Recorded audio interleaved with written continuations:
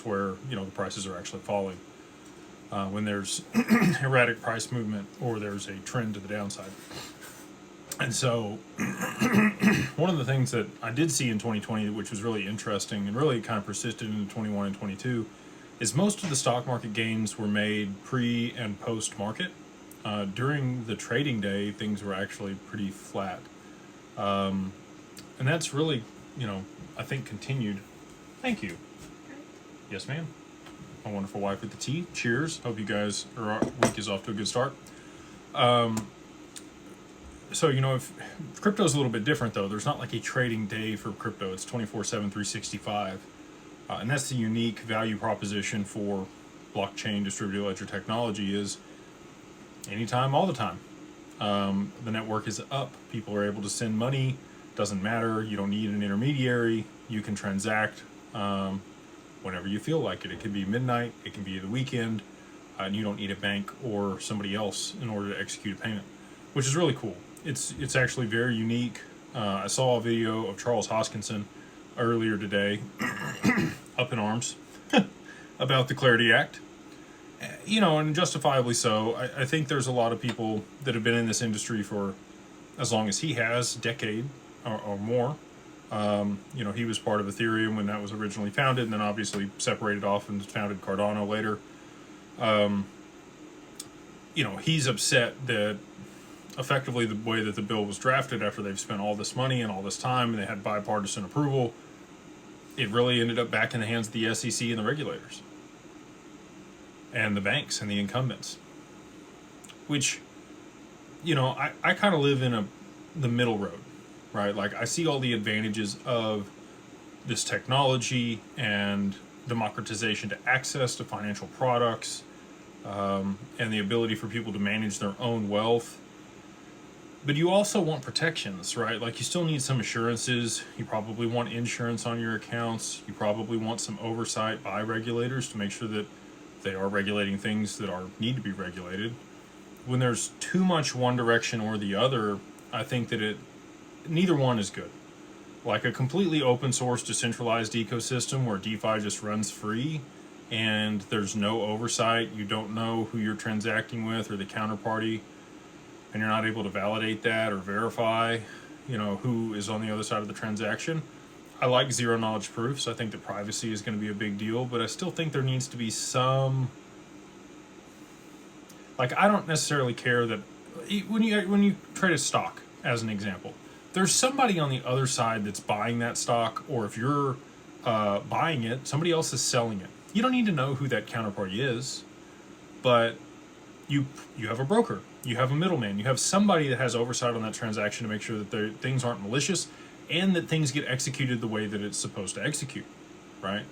And over the long term, you may see AMMs step into that role, as where broker dealers sit today, for securities in particular, and then obviously there's other intermediaries or parties that are able to transact different financial products. But when it comes down to it, you still want those assurances, you still want some oversight, you still want things to be validated and checked, whether it is completely open source and decentralized or not. And I think that's the future we're moving toward. I am optimistic that in the Clarity Act there's going to be a revision that comes forth that still provides some tangible guidelines for banks and institutions to be able to adopt this and participate in the ecosystem, but doesn't give them so much power that they're able to wrangle this in and really just put themselves in the same position that they've been in for the past couple hundred years. And so with that, I'm hopeful. We'll have to see how it works. Brad Garlinghouse came out and basically said, we just need to get something passed and then we can iterate on top of that. Charles brought up the point that, the SEC passed the 1933 Act and 1940 Act, and we've had those for 90 plus years at this point. Well, not 90 plus years. We're 2026. So 33, well, that one's pretty close. 2023 would have been 90 years. The 40 Act is in 80, more than 80 years. So, that is a long duration with no changes to those laws. And all that being said, if we do they pass the Clarity Act here with all of these things that aren't so great, it's going to be difficult to walk it back.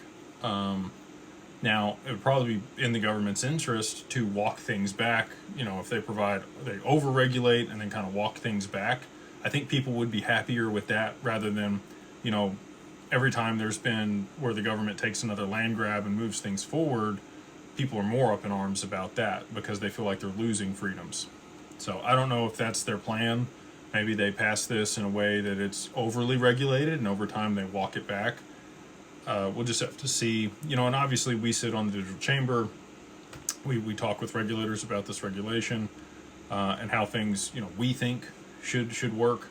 A lot of compliance and oversight for what we do at Digital Wealth Partners and at Digital Ascension Group, how taxes work with all of that plays into how we have those discussions with the SEC and the CFTC and FINRA and the other regulators that we talk to through the digital chamber when we propose, different stuff. We help them draft that stuff.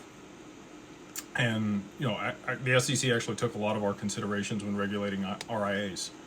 We were the only RIA, even on the digital chamber, advocating for wealth managers to be able to participate, hold these assets, and provide financial advice to, their clients.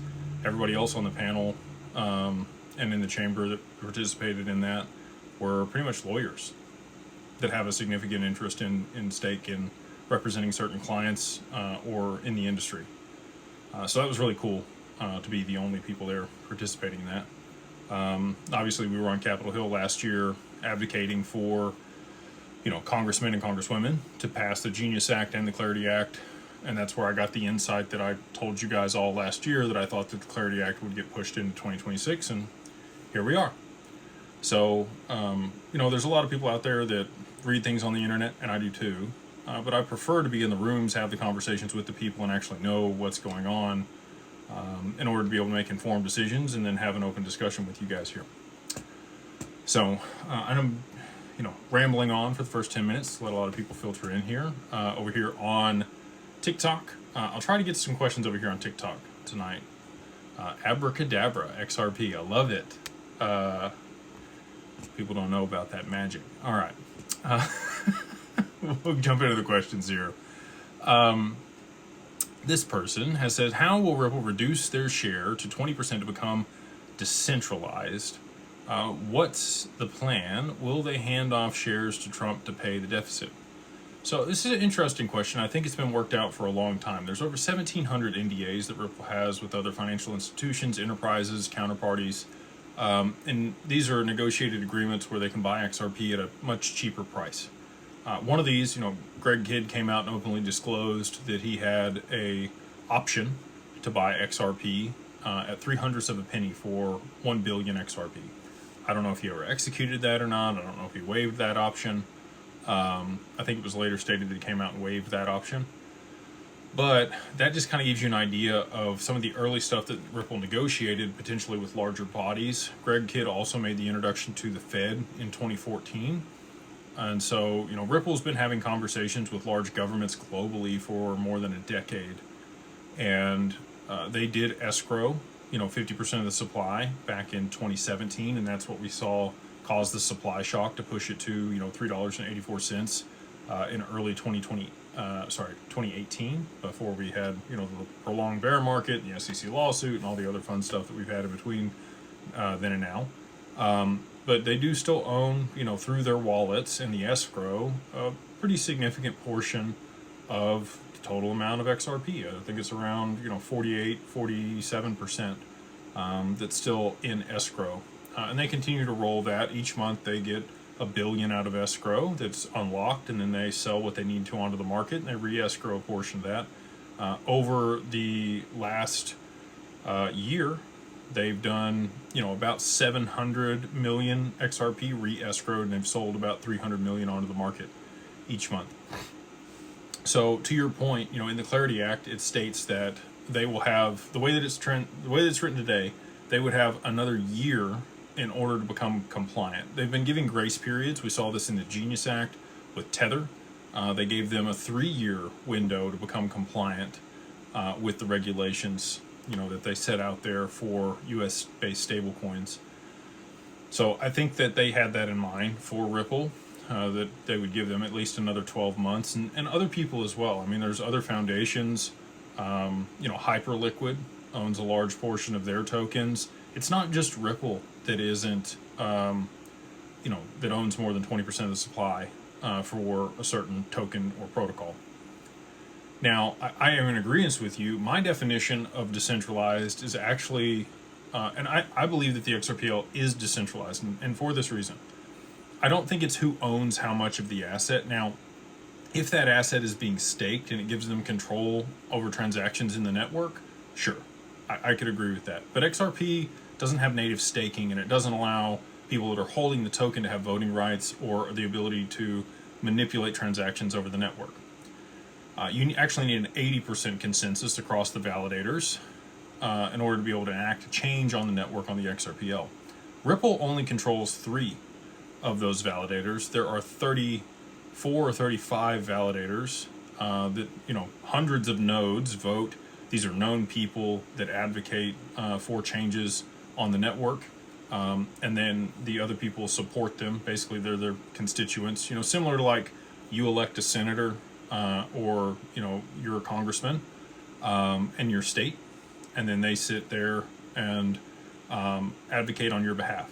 Basically, this is kind of how the validators work across all of the network of nodes for the XRPL, and they all vote on stuff. And if they don't like something or they don't think it should be implemented, they vote no.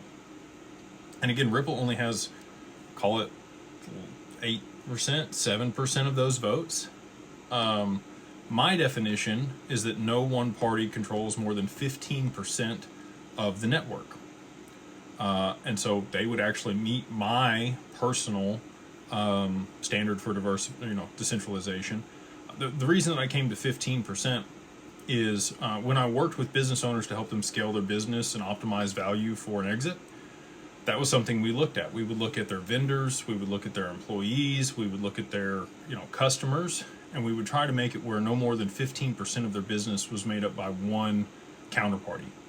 And that de-risks the business, because if somebody were to acquire it, if they lost one big customer that made up 60% of the business because of the relationship that the founder had or the business owner before them had, that's a big hit to revenue. Same thing for a vendor, right? Like if 90% of your supply chain comes from one person, they can choke you out. They could choose a competitor over you. So you want to decentralize your reliance on those counterparties, and 15% was always the number that we used. So that's, and again, that actually doesn't come from me. I went through a certification through Value Builder. If you guys don't know who John Warlow is, highly recommend reading his book, Built to Sell. He's a Canadian business owner, prolific entrepreneur, and he put